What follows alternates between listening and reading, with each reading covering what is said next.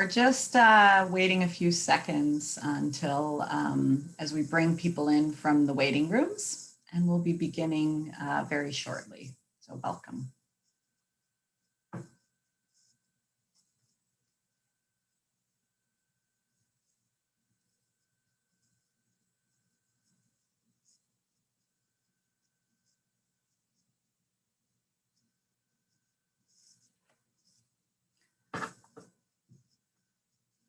Welcome again. We're just giving it 5-10 more seconds as we wait for everyone to come in from the waiting room.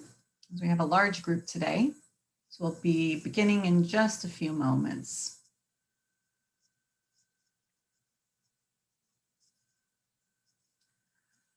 Okay, it looks like we've got most everyone here, and I'm sure people will keep joining in the next few minutes. Hi everyone, welcome. Good morning, good afternoon, good evening from wherever you are in the world. My name is Lara Kuritsky. I'm the Communications and Marketing Director at UEBT, the Union for Ethical Biotrade, and it is my pleasure to welcome you. I'll be moderating today's webinar, which is part of the We Value Nature 10-day business challenge. We're really happy to be part of this overall event. And I just want to also give you a few housekeeping notes before I introduce our speakers and our agenda and we get started. We have a very large group today, larger than we expected. We had more than 200 people register for this mini workshop.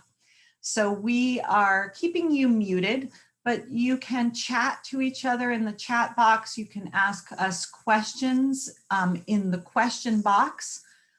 And we'll also have time to get your input. We'll have some questions where we ask you to do a little thinking in terms of your own business or organization through Mentimeter, and also we'll be talking to you via the chat.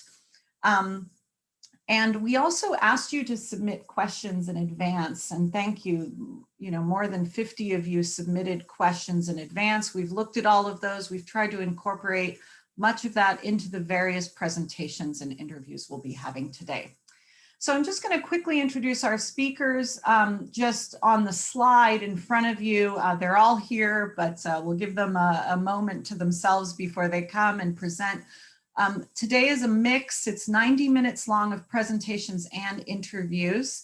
And hi, there's Charlotte saying hello. So our first speaker is going to be Charlotte Heisler Vargas from GIZ. She's an advisor in the Private Business Action for Biodiversity Unit, followed by Simona D'Amico, who's the M&E and Biodiversity expert at UEBT, followed by Tobias Ludes, who is the program manager for business and biodiversity at the Global Nature Fund. And they will be presenting various tools and actions around biodiversity you can be doing in your company. And then we'll be having an interview with Tara Matthew, who's the head of sustainable supply chain operations at Jayanti Herbs and Spice. She also works on direct farmer sourcing, and she has implemented one of these biodiversity action plans in their supply chains, and we'll be talking to her about how it's been going and what results she's seeing, and that'll be a little bit later in our presentation. So I'll just share with you very quickly the agenda and we'll get started. So as I mentioned, we're going to have a few presentations, interviews, and then time in between all of these to check in with you, see how you're sort of taking the information, but also get you to think a little bit. We mentioned that this is really for any sector that works with biodiversity in any way. And I would say that most sectors, all sectors, work with nature in some way. We will be focusing a little bit more on agriculture and ingredients directly from biodiversity, but really the things we'll be talking about today can be used across many, many sectors.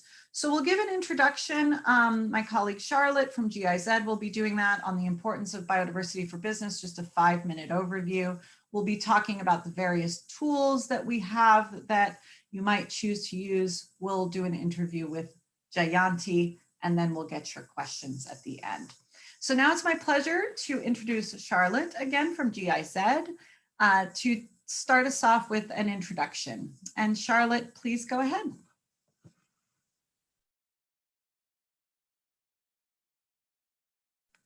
Charlotte, you're muted. You're muted.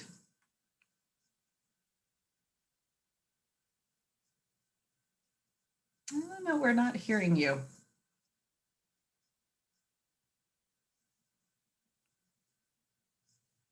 Hello, can you hear me now? Perfect. Okay, good. I don't know if the computer starts changing. No problem. Very sorry for that. We tried it out, but yeah, it's like that. Okay, well, I'll talk about the importance of biodiversity for business.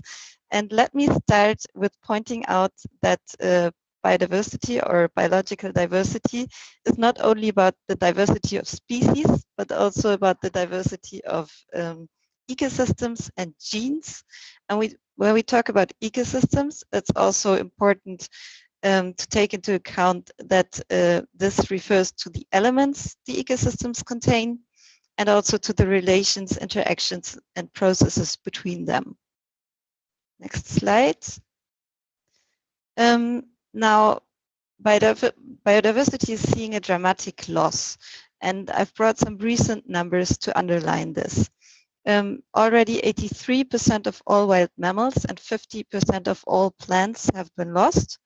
The current rate of extinction is far higher than the average over the past 10 million years, and a third of world's topsoils are degraded, as well as roughly a third of the world's forest areas destroyed. The threats, the top threats for biodiversity include land and sea use change, and also natural resource use and exploitation, but also climate change, pollution, and invasive alien species. And as you can see, all of these threats are closely related to human activities. Next slide. Now, why does biodiversity matter for business? Biodiversity matters in many ways. That's really important to note. But now I'm focusing on the relevance for humans and specifically for business. Biological diversity underpins ecosystem functioning. And these ecosystems provide services which have been calculated to be worth around 125 trillion US dollars a year.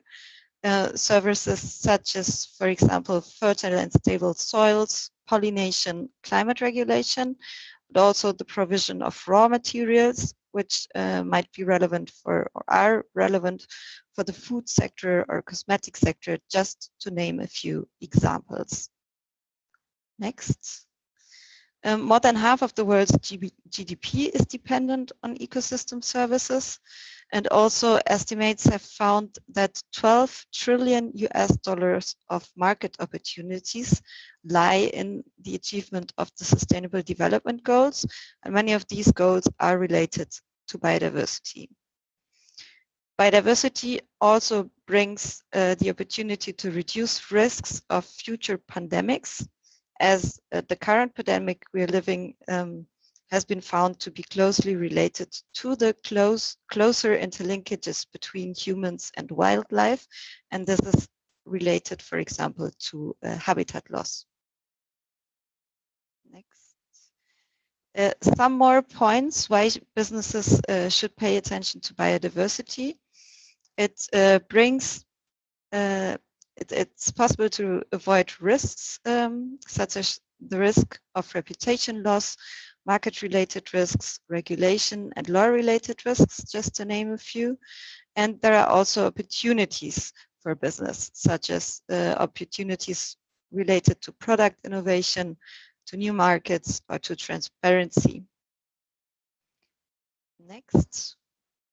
The Biodiversity Barometer survey UEBT conducts every year has found that underlines these points and has found that 76% of the people interviewed think that they can have a positive impact on society by buying products from companies that respect biodiversity and people. And they also, 82% think that companies have a moral obligation to assure they have a positive impact on people and biodiversity. Next. So now, how can we integrate biodiversity into business? GIZ, GNF, and UEBT joined forces for a pilot implementation in the Indian spice sector, which was looking at small-scale spice production of pepper, cardamom, nutmeg, cinnamon, and chili. And there we looked at specifically at two instruments, the Biodiversity Action Plans and the BAB Monitor. And my colleagues are now going to tell you more about these instruments. I'd just like to mention that this project was financed by the German Ministry for Environment through its International Climate Initiative. So now over to Lara and my colleagues, my other colleagues. Thank you. Great. Thank you, Charlotte.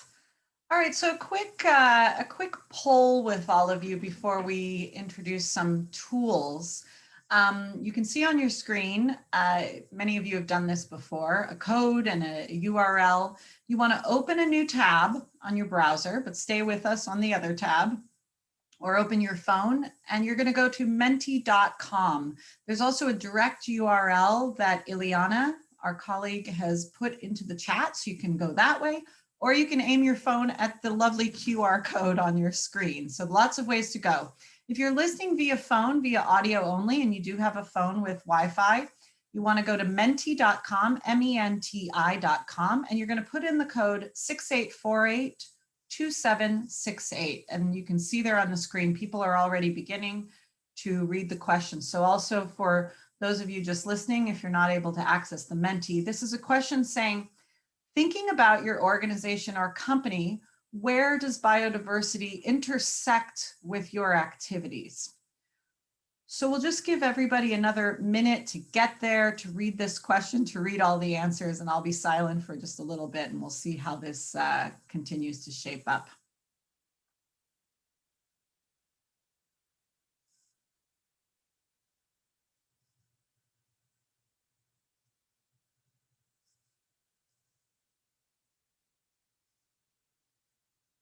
And be sure once you've answered, come on back to the main screen where you're seeing the Zoom presentation, and you'll see the results coming in here.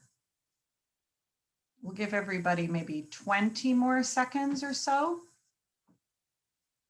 So it's really interesting. The vast majority of you are, of course, seeing that biodiversity intersects with your business. A couple of you are saying, nope, it doesn't intersect, or it intersects in a different way than you're saying.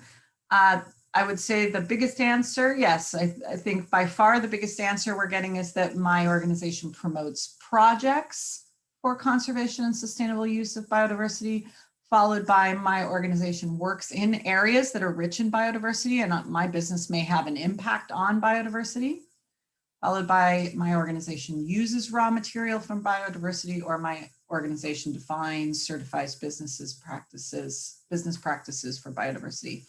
And yes, I should have mentioned at the beginning, when we looked at everyone that registered for today's webinar, I think it was about 3/4 of you are working in the private sector in business.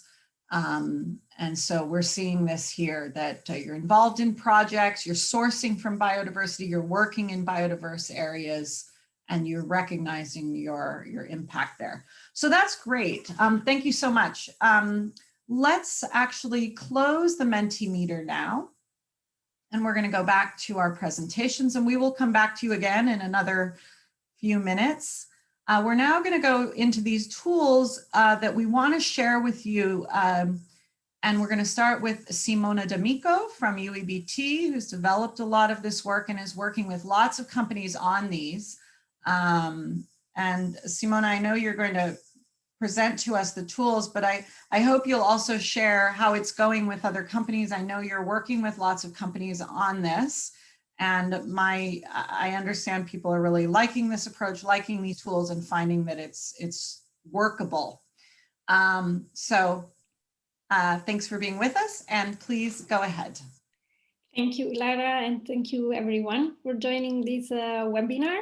Indeed, we will have some minutes together where I can explain a bit about the approach, and we will give some examples of how it has been applied so far. So indeed, to start with, what is this Biodiversity Action Plan? We like to present it like a sort of strategic framework that guide companies at different level in the supply chain, but also single farmers or group of wild collector to define action for biodiversity which are context specific, so that are tailored to the issue that biodiversity is facing in certain area, or to valorize the opportunity for biodiversity in this context. It is also an approach to systematize different action, maybe when working with many different supply chain or many different farmers or many different wild collector at the same time. And indeed, this approach offers the possibility to set overarching target and therefore to set also action that contribute to reach those target. Also, it allows to monitor progress, and it builds on what we would call an adaptive management, which means look back at your action, see how much of your target you have achieved, which kind of impact you have generated, and also consider to introduce adjustment when needed. The way the approach is defined and then the aspect of biodiversity that it allows tackle are in line with several sustainability standards that look at biodiversity. So this is also a way to ensure compliance with those standards. And as Lara has mentioned, and how I will show shortly, UEBT is also using this approach as a way to facilitate compliance with the biodiversity requirement there. Next slide, please. Indeed, now we move into the responsibilities. So what are the role in this approach? Who is responsible for it? Well, this approach builds on the principle of collaboration. And especially also in our experience as UEBT, what we have seen is indeed that the Biodiversity Action Plan approach is developed at a different level with collaboration across the supply chain. So often the farmers or group of wild collectors are responsible for implementing biodiversity action in their own field. So to improve their practices, to align more their practice with the promotion of biodiversity. But also there is a strategic role that companies, for instance, a primary processing company working in the sourcing area, or secondary processing companies, final product manufacturer, and also brand that do not work in the sourcing area can play. This role is generally a more role of coordination, of support to identify the right action, and also support to implement some of those action.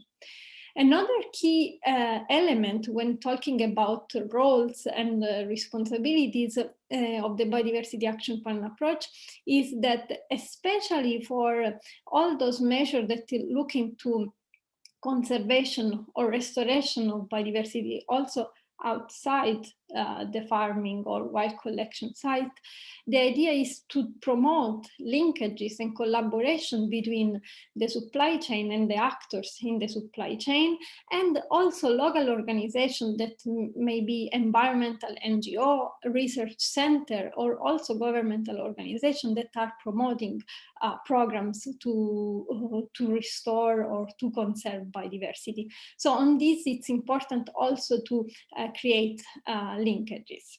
Next slide, please.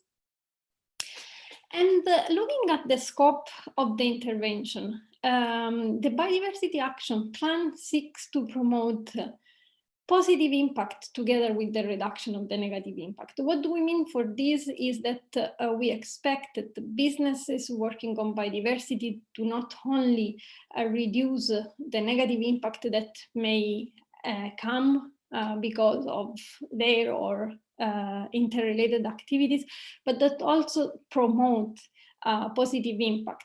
And therefore, the two key action points. One is what we would call sustainable use of biodiversity. So all those actions that happen indeed in the cultivation of wild collection site. So to improve the way crops are managed, or to ensure that plants that are collected from the wild can regenerate over time. But also have a look at the restoration of biodiversity also in the surrounding area. So all those action for conservation or protection of habitat, repopulation of relevant species, and other examples that we will see. And the idea is to work on a cycle that can be summarized in three key moments: the assess, the implement, and the monitor. And in the next slide, please, I'm gonna explain in detail what these three elements are. So when we talk about assess, is what is in the Biodiversity Action Plan approach, the first step that we call the baseline assessment. So try to assess, as a business, you try to assess what is the situation for biodiversity, what are the main threats and opportunities. Then there is the step of setting goals and targets. So those targets must be measurable and must look both at covering the threats that you may have identified during the baseline, or also improve, enhance the opportunities for biodiversity. Then the other two steps are about defining measures and work plan. The measure basically define all those activities for conservation, sustainable use of biodiversity that allow reaching the expected target. And the definition of the work plan is about defining clear steps for the implementation of those measures, and also timeline and milestone and responsibility. So the work plan is the very actionable part of the Biodiversity Action Plan. Finally, we have the fifth step that would correspond basically to the monitoring, which is about setting key indicators that allow monitoring the progresses toward the target. And on this, I would not spend so much word now, because Tobias will introduce you to this part of the Biodiversity Action Plan. What I would like to do now is actually to go to the next slide and start giving you some example of how the biodiversity, where the Biodiversity Action Plan has been used, and some example of how it shows.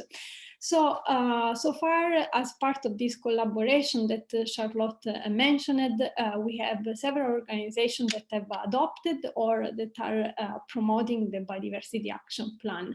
And I'm sure that if you have questions, Charlotte, in the moment of question and answer, can explain more. But to mention some, we have the National Sustainable Spice Program of India, the Good Agricultural Practices by Indian government, and several companies in the spice sector that are either that are in the process of adopting this Biodiversity Action Plan approach. Also, some sustainability standards are looking into this, and one of them, as I've already said, it's UEBT. And with UEBT, so far we have more than 10 countries where Biodiversity Action Plan are implemented, and more than 15 different ingredient and production system where the Biodiversity Action Plan approach is implemented. Finally, we have a new initiative, the Association Food for Biodiversity, and Tobias may say more about it if you are interested, where also this approach has been adopted. Now, moving to my last slide, what I would like to do is indeed, as I said, that UEBT, we are implementing with our member companies several of those Biodiversity Action Plan. I would like here to give you 3 examples. 2 of them concern cultivation and 1 of them concern wild collection. and in different areas. So the first case I would like to present here is the chamomile farming in the Balkan area. Here the focus was very much into protection and regeneration of local habitat and local species. While because we had those chamomile fields that were bordering rivers or being in between patches of forest. So the idea was to build up some buffer zone with the natural vegetation to protect the forest and to protect also the river, but at the same time also, when possible, try to promote interconnectivity among the different natural habitat. And when the dimension of the field would allow it also to create set-aside areas where natural vegetation can spontaneously grow.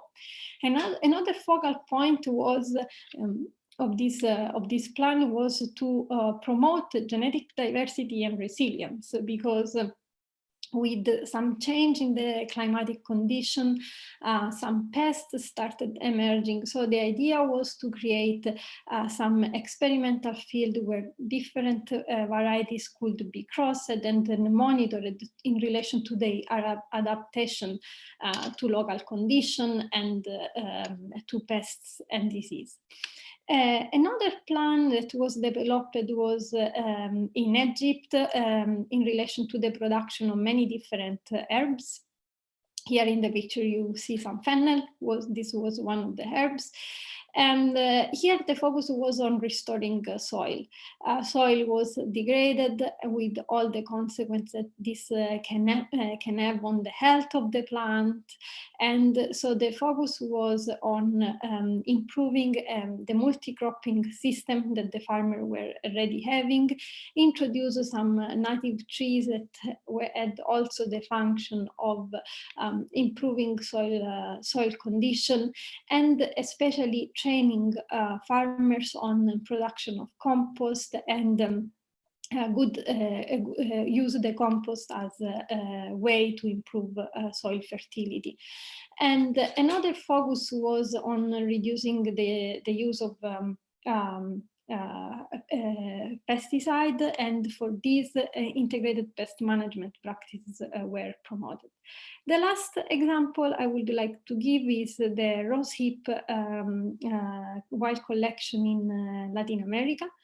The rosehip is considered as out competing native vegetation. So here the focus was on restoring natural vegetation, and in this the company supported the local initiative that was indeed replanting some trees and also working with some protected area, and at the same time improve the collection practices in a way that the involuntary spread of seed was stopped, and also that all those areas where this may have happened was cleared out. So those are the cases, and I hope I have made it on time, and because the next speaker have also very interesting point to make. Thank you, Simona. That was very helpful. Okay, we're going to go back to the Mentimeter to hear from all of you. So again, it's the same code, same place.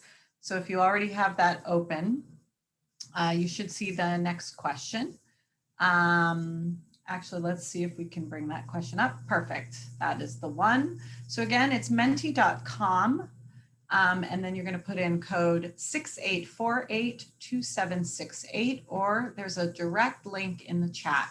So go ahead and start if you see the question there. We're asking you to think a little bit about your business. There's no right or wrong answer here, but the question is, what do you think might be the first step your company or your organization could take to start biodiversity actions? It doesn't have to be necessarily this tool, but how could you start?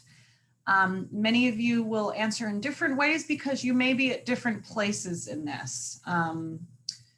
But let's give you all maybe 30 seconds to bring those answers in, and then come on back. We'll see how this is shaping up.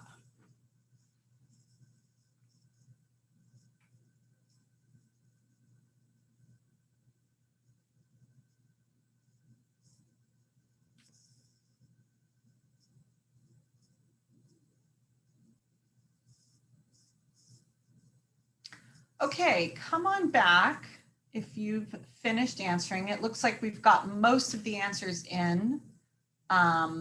Just a few more coming in still. So this is interesting. So it looks like a lot of you are still at the stage of needing to engage staff or engage your management and make this a priority. Others of you feel you're ready to identify some projects or pilots and start testing things. Some of you are saying the first step would be to figure out a process and tools to implement the approach. And then still others are saying you need some experts. You need to bring in some internal or external experts to start. And then others are saying there might be some other step that isn't listed here. So that's great. So again, no right or wrong answer here. The idea is to think about what might be the first step you can take and to just move towards one of those steps. Great. Thank you very much. Okay, I'm going to ask us to close this Mentimeter now, and we will come back to you again in a few minutes and ask if Tobias Ludes could please turn on your camera. And Tobias is going to lead us through a little bit about the Biodiversity Action Plan Monitor, or BAP Monitor as we call it. Tobias, welcome. Please go ahead. Well, thank you, Lara, and welcome to all of you from my side. It is interesting to see who is part of the audience and how you answered the last question. And talking about the Biodiversity Action Plan methodology, now this methodology comes along with a different set of tools, some of which are online based, a few are also offline based. And one tool that is based on Excel is the BAP Monitor, and it is quite a hands-on monitoring tool that we want to look at in the next 5 to 10 minutes. Now, when we developed this tool, we wanted to make it a user-friendly tool. It should look appealing, and to show it, please, Charlotte, click once more. Thanks. To make it look appealing, to make a tool adaptive to certain circumstances, to give a scoring system that is easy to understand, and the scoring system that makes it possible to communicate results towards companies and towards other stakeholders. And please go to the next slide, which shows that actually also the idea of internal learning, adaptivity, the management cycle of a biodiversity action plan, it should also be reflected in this tool. Now, talking about the biodiversity action plan methodology, I have to say that the tool itself comes along with it, but it could also be applied outside this methodology. Please go to the next slide. Biodiversity friendly farming is built on 2 pillars. And it is also those 2 pillars that actually needs to be looked at by a monitoring tool. Now, the first pillar and the first performance area of the tool, it looks on agroecological practices, on sustainable farming practices, or in this case, we call it sustainable use of biodiversity. And it is all about reducing negative impact of farming activities and promoting good impacts of other farm activities. The second pillar deals with the creation, restoration, and implementation of habitats. The tool calls it conservation of biodiversity. And it is all about creating potential for species, habitats to live in, and connectivity of habitats. Please go on. A hands-on monitoring tool needs to do what it says it does. It needs to monitor. And it is also a 2-pillar approach that we forwarded here. Oh, there's some questions popping up. We're going to have those questions later, but thanks for them already. Having a look on the levels of monitoring, this Excel tool, it focuses on one performance aspect, and this is a quite easy thing to answer, but this is sometimes or many times the one thing that companies are interested most. It talks about how well are the goals and measures defined by a biodiversity action plan are implemented by a farmer? How much of it has already been achieved? And it does mirror this in percentages. The second level is the impact level, and this is all about how much more habitats were created. It is about the potential created for biodiversity, and it is also about specific species development. Please go on, Charlotte. Now let's have an example, and this is also the benefit or the fun part of the tool. The tool itself in the monitoring part is developed and structured as list. And there are a few headlines under which the farmer can choose. So there's a lot of freedom to apply the tool. And for example, looking at the graph in front of us, if we want to talk about soil conditions, water conditions, presence of habitats, please, Charlotte, click a few more times. Thank you. Then you see a list, just an exemplified list of possible indicators that a farmer or a company may choose to work on. So if we choose a measure on soil health, of course, it is best way to also use an indicator, for example, soil organic matter, if you want to identify the impact that we have. Same thing with species. If we choose a measure for biodiversity protection that deals with, for example, ecological structures, and we want to find out what exact impact it has on species, one needs to have the freedom to use the indicator species that is best related to this measure. Please go on, Charlotte. And let's have an example on that. Let's assume that I'm having a farm. And a company, whatever it is called, is now asking me, please, Tobias, go ahead and implement another 1 hectare of ecological structures in the coming 4 years, which is a smart goal. It is clearly defined. I know what to do until when. And I'm going to think about it and let's say, okay, I'm interested in doing so and answering this call by implementing buffer zones. Well, at best, buffer zones around water bodies. This, of course, has to be decided in communication with the company. And then it is that I, as a farmer, every year, I give a feedback to the company whether I have achieved 20, 40, 60, 80, or 100% of this agreed target. Now, and this is the communication that companies are interested, because this is something they can also communicate to other stakeholders. And it is a progress performance measurement. Now, looking at the second monitoring level, which is impact monitoring. Now, having created ecological structures around water bodies, the logical approach would be to have an impact assessment that deals with such structures. So the farmer may likely be to choose the area of ecological structures as a monitoring approach. And thinking it further, now dealing in this regard, as I said beforehand, what indicator species could suit this measure, could suit this goal? Of course, one that is actually reliable or reliant on those structures. And if I'm, as a farmer, I am keen on birds, so I decide actively that I'm going to monitor birds in these activities, in these measurements. Please, last slide. And this is, in theory, all that there is to it. And this is also because it is so much and so well adapted by companies. It is adaptable to different companies, to different countries, to different crops.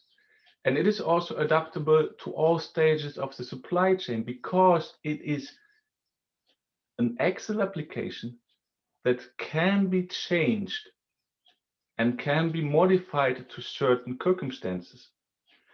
And by that, we can actually apply globally, which is done already. We can apply it to all you can imagine of crops and production circuits. And the value is a clear and easy to handle communication of results between farmer and company, but also among stakeholders. And with this, I am out and looking forward to have the next Mentimeter. Thank you, Tobias. Great. Okay, so once again, over to all of you to go to menti.com and put in the code 68482768 or look at the QR code or the direct link. And we have one more question for you. So thinking about your organization or company, the question is, what do you think could be the benefits for your organization of adopting such an approach? So again, to think a little bit here about, your work, your intersection with biodiversity. And this time we're asking you to just write in some answers, write in some short words or phrases, and we're going to try a bit of a word cloud here and see how it comes up. Great, so we have a few coming in already. Okay, so I'm gonna let you guys go for a little bit.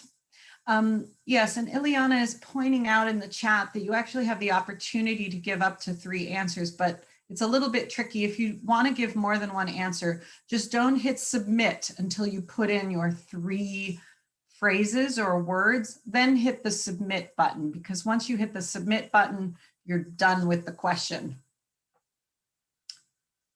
Great, we'll give it about 30 more seconds.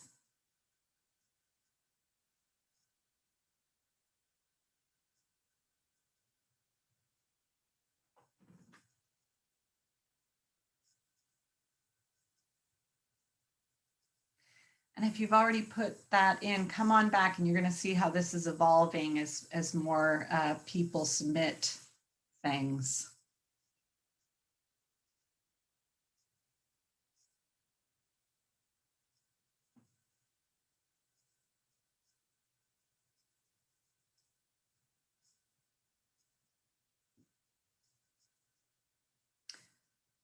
Interesting. Yeah, we have just a few still coming in. I think I'm just going to give it a little bit longer, because I know this takes a little longer.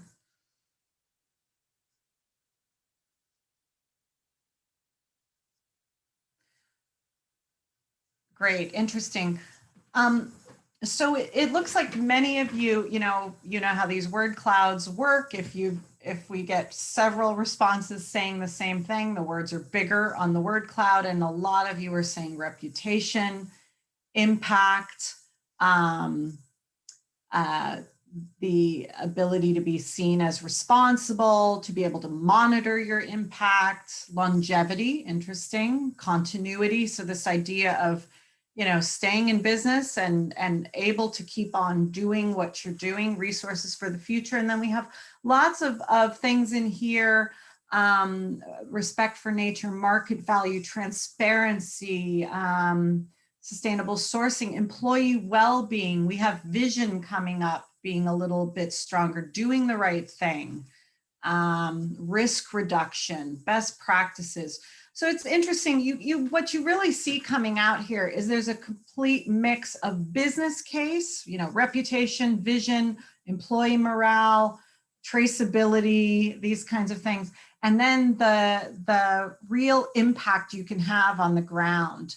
To have truly sustainable sourcing or sustainable projects that go on and have, a true nature-based economy, improve biodiversity, and have resources in the future. So this is great. And it looks like you guys are still putting in more, but I think what we're going to do now is close this Menti.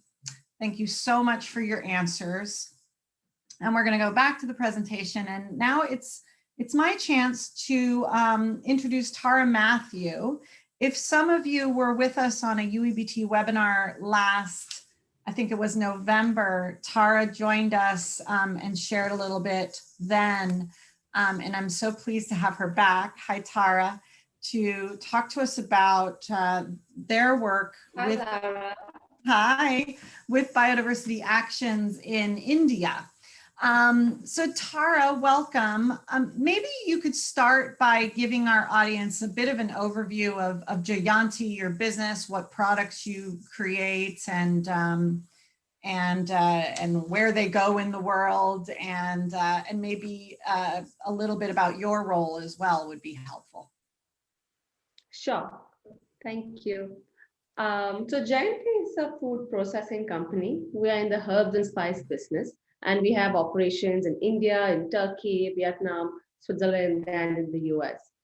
Our business is categorized into both B2B and B2C.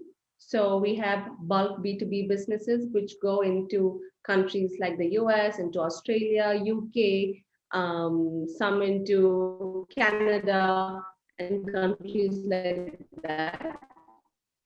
As well as we also do retail private label packaging and a small section of our business brand as well. And what I do for the company is I head the sustainability and the direct farmer sourcing operations for India, Turkey, and Vietnam operations. So we are trying to source more from origins, be present in provenance, and make sure that we're able to solve challenges and problems on the ground. So that's Jayanti in a nutshell. Great. No, that's really helpful. So you've been working on some actions for biodiversity. What was the case for it within the company to adopt this and go forward? Was it a business case? Was it an impacts case? What was the case for you all? So, like I mentioned, we are a processing-oriented company, and our expertise is in processing. So over the years, we've been trying to move from a traditionally commodity-based business to more of a value-added business to try and find solutions on the ground. And we are present anywhere where we find sourcing challenges. And because of that, we got into direct farmer sourcing programs, into pest management practices, and different practices where we thought ethical sourcing was important. One of the cases, or one of the most important pillars of our sustainability program, is food safety. And we aren't, or we will not be able to source commodities unless it's food safe and compliant. So in our sustainability pillar, I would say that food safety is the most important foundation. So it happened that we were facing challenges with black pepper sourcing, because in the last 2 or 3 years, there have been a lot of excess of rainfall, there were landslides, there were flooding, and our farmers who were traditionally, traditionally they were looking at practices which were passed on with the ancestors. Because of the detrimental climatic conditions, they started using inputs which were not useful to the crops, and they weren't food safe or compliant. And it was around the same time that we were introduced to GIZ and UEBT. And we're talking about black pepper sourcing and how black pepper was sourced in regions where it was rich in biodiversity. And we thought that maybe there's more to this. Maybe there's a solution that we can come together. So we did a little research, and we got in touch with research organizations. We got in touch with the farmers. We tried to set up like a focus group to understand what the challenges were.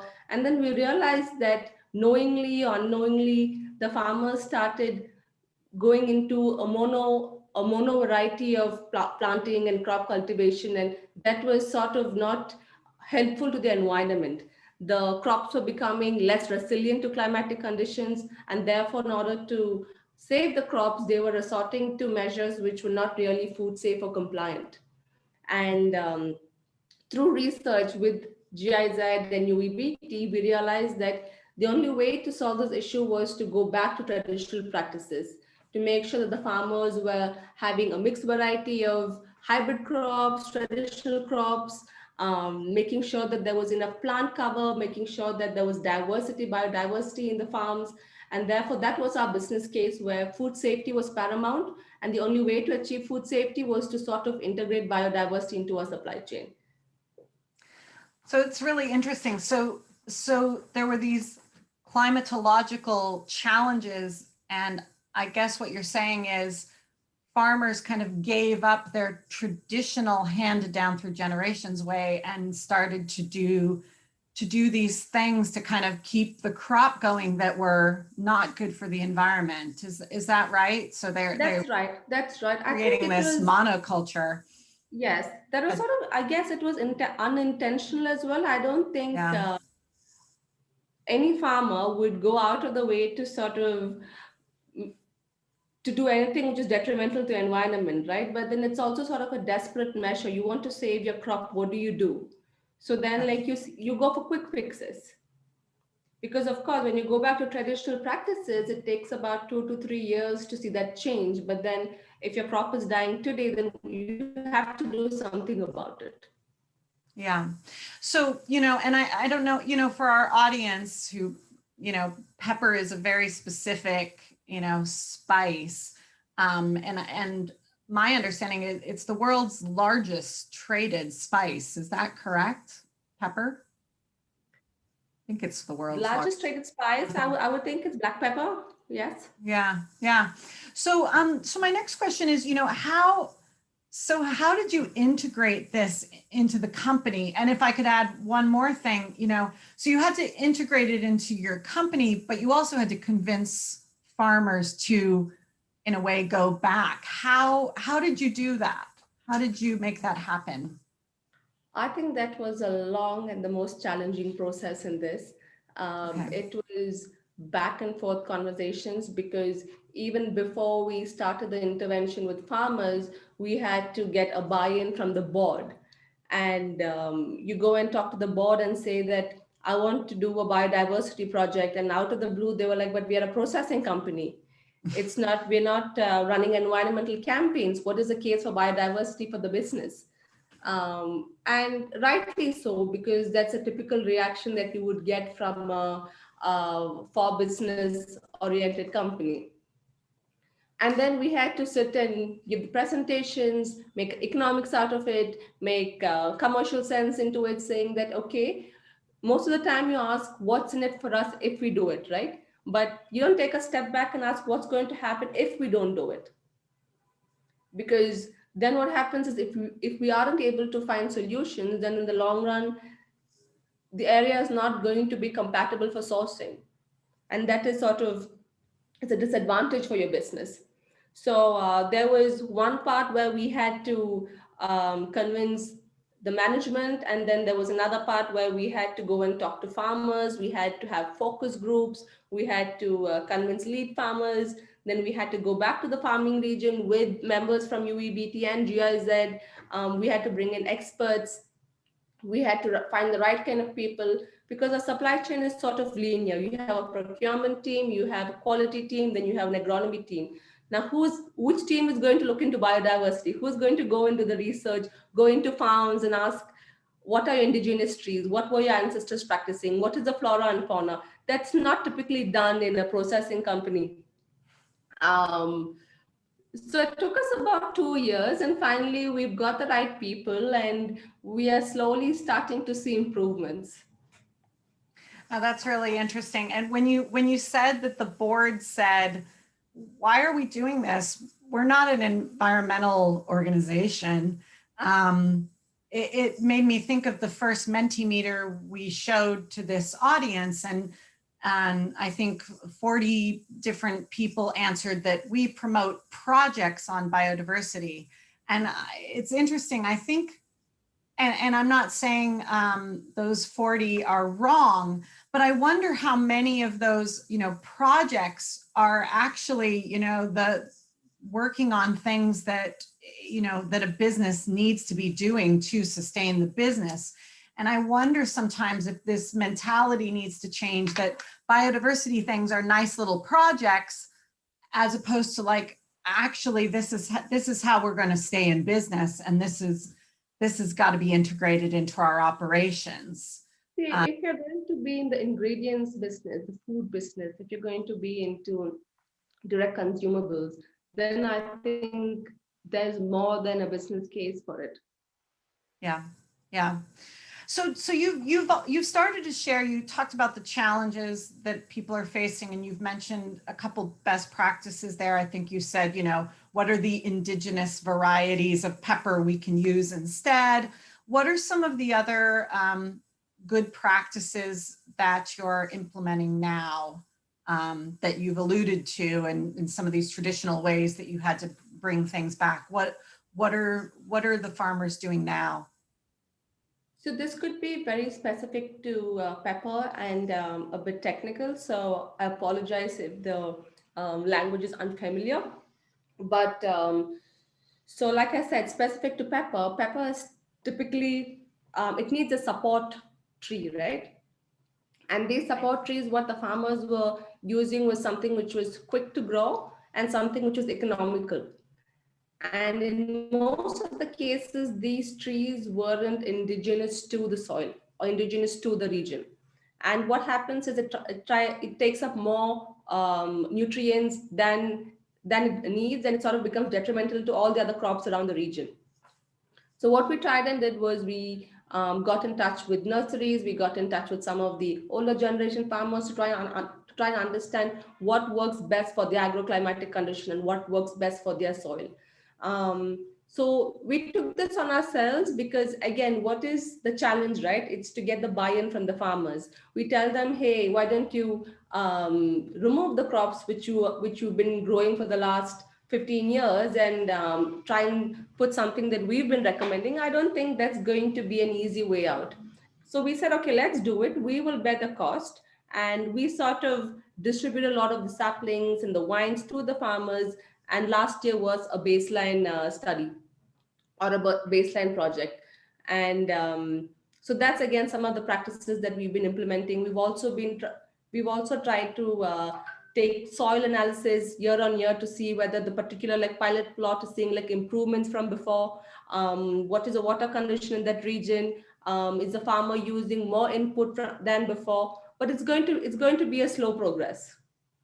Yeah, no, that's interesting. So the support tree, because pepper's a flowering vine, so it climbs up these trees. And, my understanding is this tree was invasive that farmers were using. Is it true also, I've read that there are some particularly poor practices in other pepper farms where they climb up a concrete pole? Is that correct?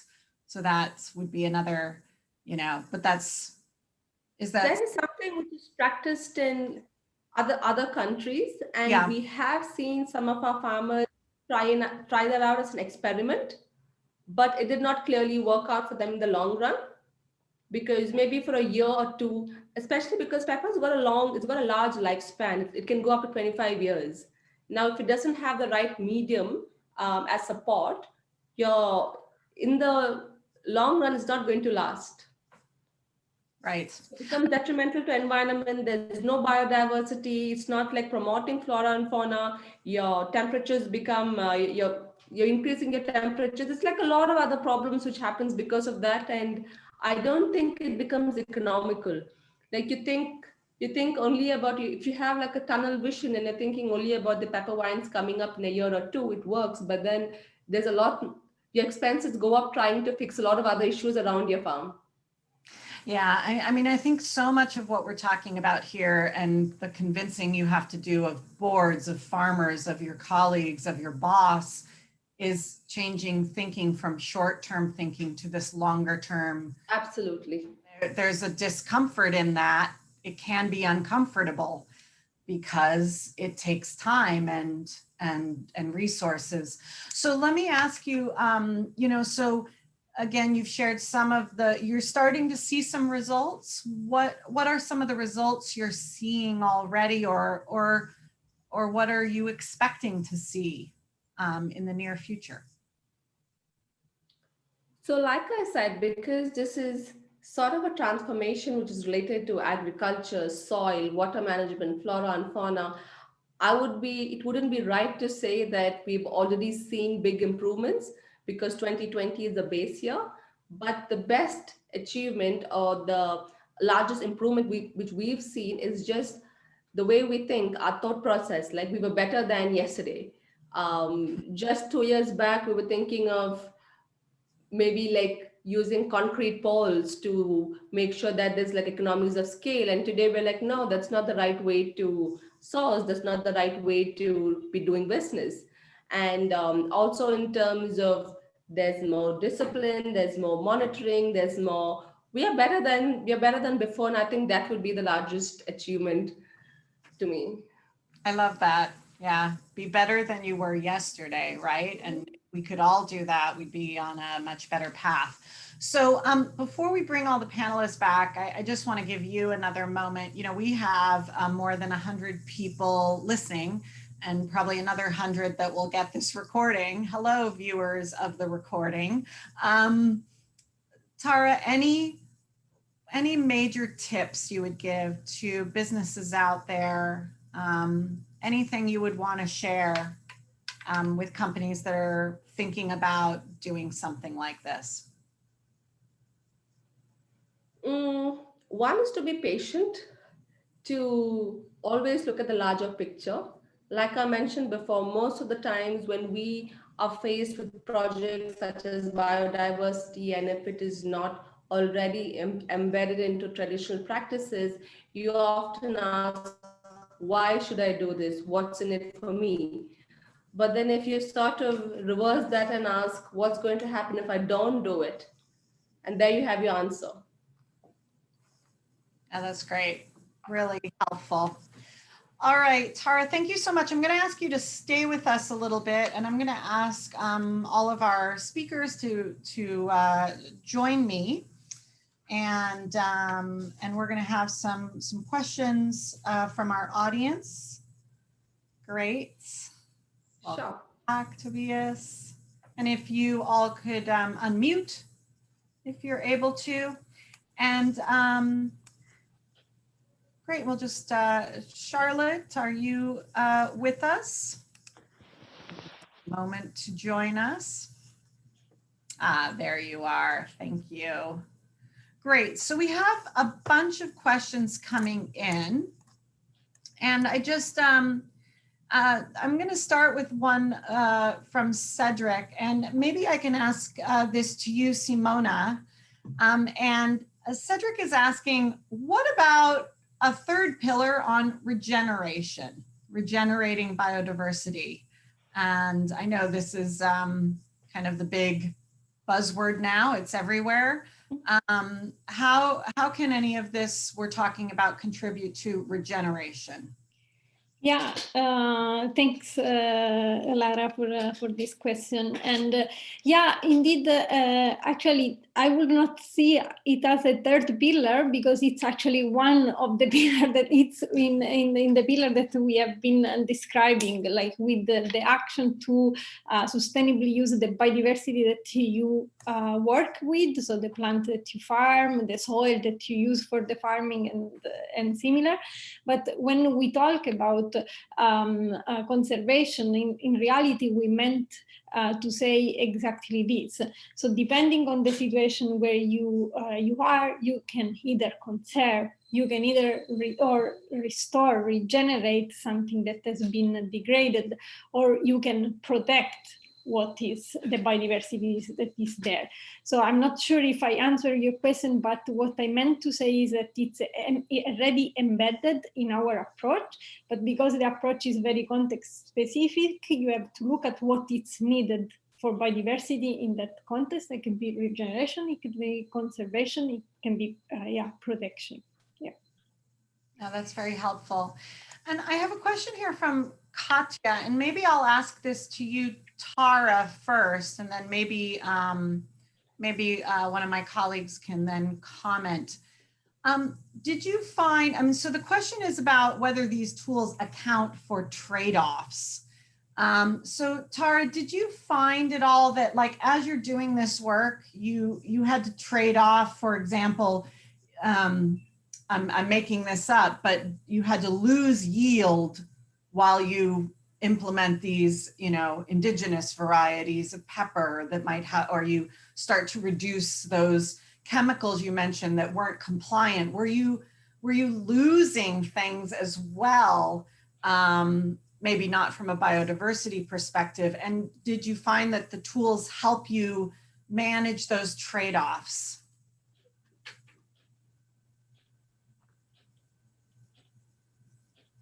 Sorry, Tara, that one. Again, yield, right? There you are. Am I audible? Yes, you are now. There was a little delay. You're perfect now. Go ahead.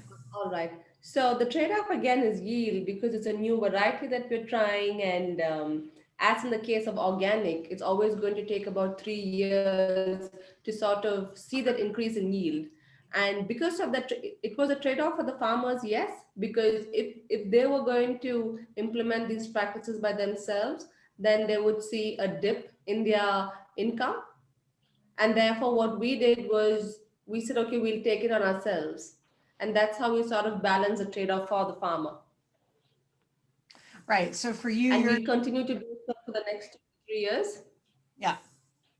So you're holding the risk there as opposed to pushing the risk onto the farmers, the risk being the lower yield or whatever, because you know that, you know, it's going to come up later.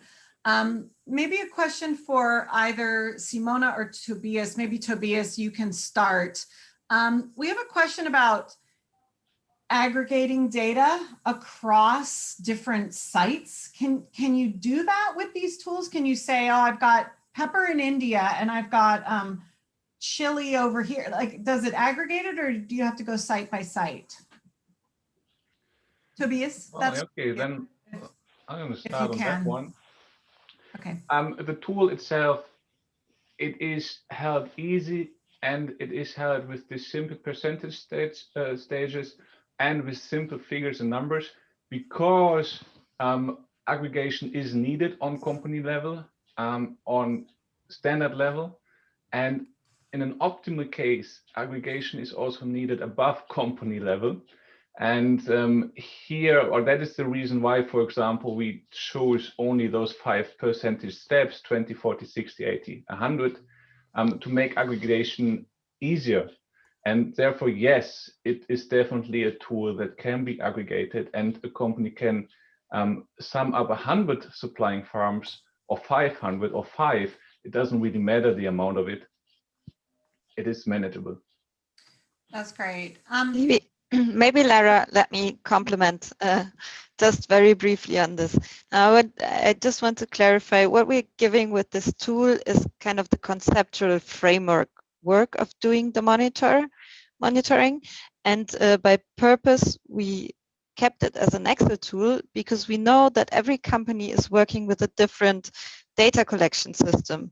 And for us, it didn't make sense to develop a fancy app on it, and then companies would take it and modify it into their data management system. So that's a step. If a company likes to use the tool, and in the chat we've had several requests for that already, that's great. Then that's a step that needs to be done by the company. Great. Yeah, and sorry, Lara, I see just another question popping up in the chat to say, to understand correctly, that aggregation will be possible on a sector level. So just to round up on this topic, yes, it is possible. It depends on how you set your target. You can set a target at sector level and then monitor it for each single area where you have the Biodiversity Action Plan, because this is a very flexible tool and we are happy to explain further if you reach out to us. But yes, it's possible aggregation at the sector level. To make it more complicated though, because this is an interesting topic, do you remember that I said the Biodiversity Action Plan comes along with a set of tools and we just had a look at one of them. Now there are other tools, and one, which is the biodiversity monitoring system, is actually a tool to aggregate biodiversity data on a rather huge scale. So if there's more interest in more information, please reach out because there's a lot more to explore in this regards. No, that's great. Maybe one more for Tobias or Charlotte.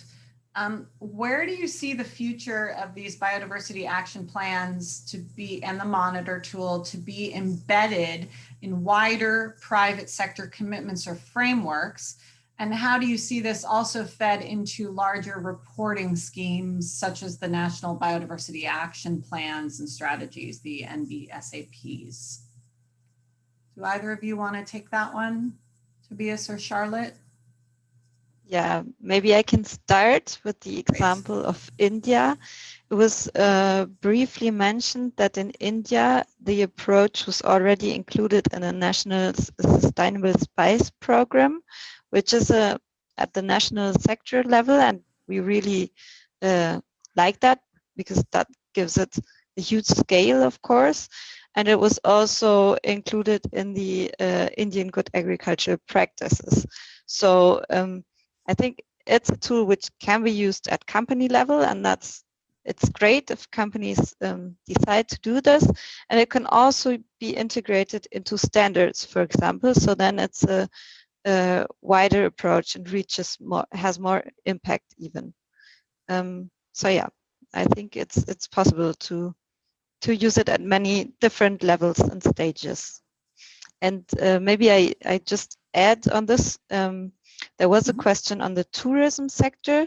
So also now today we are talking about the example of spice, but I know there have been colleagues working on the tourism sector with this approach also. And yes, it's possible also for the tourism sector. Tobias, please Great. add on. Tobias, anything to Well, add? there can be a lot to be added to this. Let me just say this. India is a concrete example on where it works really well, the Biodiversity Action Plan and related tools. But there are, of course, others. And we are now and then in communication with political levels at national and international scale. And most of the times when we talk about biodiversity action plans and related tools, it finds their interest. So I'm not sure where this road goes, but we are quite we have great ambitions here to make it even more adaptable on higher levels. Great, thank you. We just have a few more minutes, and I have another question for Tara that has come in. Tara, you mentioned at the beginning that you do B2C, and the question is about how your customers are seeing this work, and if you are communicating it, and how it's being received by your clients or customers. So for the B2C market, we've just started it out. And what we're trying to do is start putting QR codes. Am I audible? Yes, perfect. Yeah, to put in QR codes into our bottles so that they're aware of where their spices are coming from and what is the work that goes behind it, so that they also feel that they have a part to play in the supply chain, closing the loop. So it's just something which is in the process. That's great. And that's how we're communicating it. And what about, if I can add on, what about in that B2B market? So I think you sell to some larger companies. Mm-hmm. Are they receptive to this? Are they supportive? Well, like I said, this becomes a sourcing problem, right? It's food safety. So it's everybody's problem. And if we aren't able to, or say if the end consumer is not, doesn't see the impact of this or doesn't see the problem of this, then that becomes like a shortage in supply, on shortage of like getting the right kind of material. So then it is something that we communicate to everybody across the supply chain. So everyone has a part to play in this, right? It's right from the farmers to the processing companies to your industrial companies and your end consumer, from like upstream to downstream, all the way around. Yeah. So again, it goes to this thing, and I mean, Sybil was writing in here the question box again, making this clear that, you know, these aren't biodiversity projects, but the Biodiversity Action Plan is really about transforming business practices at the core. And I think what you just said reflects that very well. So maybe a final question to you, Simona. I know that UEBT has a very big ambition in the next 3 years, I think, to see 100 of these plans implemented across at least UEBT member companies. But for people listening, you know, this is interesting, but we have many organizations on the phone here. What would be a first step if if a company listening wanted to use these tools, is this ready now? Is it possible? Do you have to be a UEBT member? Do you have to be connected to GIZ? How can any company get started on this? And I know we have some contact information at the end of this presentation, but what would be steps for a company if this is interesting to them and they need some support and they want to know how to start? Yes, thanks, Lara. And sorry, everyone, for the noise. Meanwhile, the neighbors started making some construction work. So sorry if this is disturbing. But yeah, the first step would be indeed to get in touch with us, and we will give contact information. You don't need to be member to UBT. It has been said also in the chat. If you would like to, the tools are available. They are running. We have piloted them. We can share experience. We have, with this COVID situation, we have also experienced the way of supporting companies at distance. So this is also possible. So the first step is get in touch with us, and you will get the contact soon, and tell us what is of interest, and then we can arrange a way to support you, share the tools, give you guidance, trainings, and whatever is needed. Yeah. Okay, great. Well, thank you all so much. Really appreciate all of you being here. We're going to close this discussion and go back to the audience for a couple more of these Menti questions, and then we'll wrap up with some contact information. So if we could now go one more time to the Menti, and feel free, speakers, if you'd like to shut off your video now, that's fine, or you can hang out for the next few minutes. So a couple final questions for all of you listening, and thanks for staying with us for this slightly longer than usual webinar. So we're going to ask you to think a little bit about, can you do something this week to take something about biodiversity forward in your company? So again, asking you to write in an answer here. Feel free to share. We still have almost 100 people listening, so don't worry. It's anonymous. Maybe you can make a little bit of a pledge here, and this is a longer form, so you can actually write in a full sentence. If you can make some kind of commitment to yourself to take something forward, it might be that you're going to speak to your boss about this, or you're going to share the presentation, which we'll be sending in the next, I think, 48 hours, you'll get it. Or read some of the case studies, or some of the links you're going to get after this. So great. So some of you are saying you're going to read some of the manual and guidance, review the tools, get in contact with us. Feel free to keep writing in your answers, and then come back here and you'll see a few more. Someone is mentioning that there's another session this Thursday. You're going to share our presentation with your colleagues. Yeah. Great. Someone is saying they're going to bring awareness to 100 farmers. Excellent.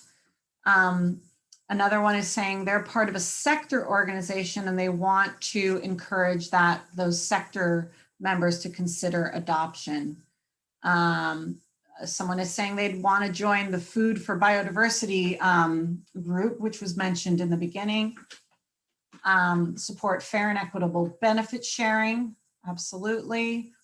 Starts in the own garden. Very good. Yes. Networking with agencies related to someone who's working in protected areas, bringing it up in their own team. Yep, this is great. So another person saying that they're going to bring this up at the farmer level. Fantastic. Great, we'll just give this a little bit more time.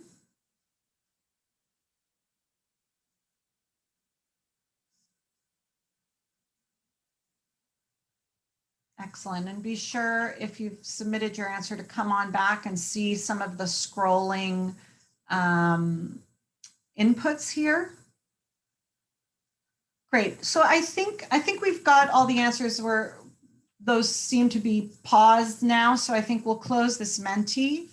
And thank you so much for those answers. It's fantastic to see that some of you feel you can take a concrete step this week. It's still early in the week, so I hope you will be able to do that. And again, we promise to share this recording and the slides within the next 48 hours. So it's finally my privilege to thank you all and to thank the presenters. You have their contact information here. We'll give you a few minutes to write these down. Simona@uebt.org, Ludes, Tobias's last name, at Global Nature, and then Charlotte and her first part of her surname, Heisler, at giz.de. There's also some links here. So when you get the PDF, you'll be able to click through on the link, or right now, Ileana is sharing them in the chat. So again, we'll be sharing the PDF with you and the recording. And finally, I just want to thank all of you again. Maybe if our panelists are still with us, we'll just ask them to come back on and give a wave and feel free to unmute and say goodbye. And thank you all for attending and for your attention. And please do get in touch with us if we can be of support on your biodiversity actions. So thank you again. Bye-bye. Bye-bye. Thank you. Bye. Bye. Thank you. Bye-bye. Goodbye to all of you.